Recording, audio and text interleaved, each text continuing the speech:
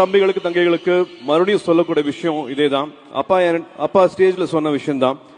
நான் 10th எல்லா சப்ஜெக்ட்லயும் fail ஆயிட்டு இருந்தேன். ஒரே வாட்டி தான் பாஸ் ஆனேன் பப்ளிக்ல. 12thலயும் எல்லா சப்ஜெக்ட்லயும் ஃபெயில் ஆயிட்டு இருந்தேன். பப்ளிக் எக்ஸாம்ல மட்டும்தான் ஒரே வாட்டி நான் பாஸ் ஆனேன். Life is again beautiful. வாழ்க்கையை நம்புங்க. வாழ்க்கையில நிறைய அழகான விஷயங்கள் நடக்கும். ஆப்பர்ச்சுனிட்டி வரும்போது அதை விட்டுறாதீங்க. எல்லாருக்கும் வாழ்க்கையில ஒரு வாட்டி 2 வாட்டி மேக்ஸிமம் 3 வாட்டி ஒரு ஆப்பர்ச்சுனிட்டி கிடைக்கும். அந்த ஆப்பர்ச்சுனிட்டியை தவற விட்டுறாதீங்க. கார்த்திக் கூட ஒரு எக்ஸாம்பிள் சொல்லுவேன். ஐடில இருந்தாரு, எல்லாத்தையும் விட்டுட்டு ஜம்ப் பண்ணாரு. இப்ப அவருக்கு வேற ஒரு ப்ரொஃபஷன் அமைஞ்சு கிடைச்சிருக்கு. சோ எல்லாருக்கும் ஒரு ஆப்பர்ச்சுனிட்டி இருக்கும். ஒரு சின்ன ரிஸ்க் எடுக்கலாம். இந்த வயசுல எல்லாருமே அந்த ரிஸ்க் எடுக்கலாம். எடுங்க, அந்த ரிஸ்க் எடுங்க. பேஷனட்டா இருந்தா மட்டும் போதாது, ஒப்சஸ்டா இருக்கணும். அப்படி இருந்தா எல்லாருமே வாழ்க்கையில ஜெயிக்கலாம். எல்லாருக்குமே அழகான வாழ்க்கை இருக்கு.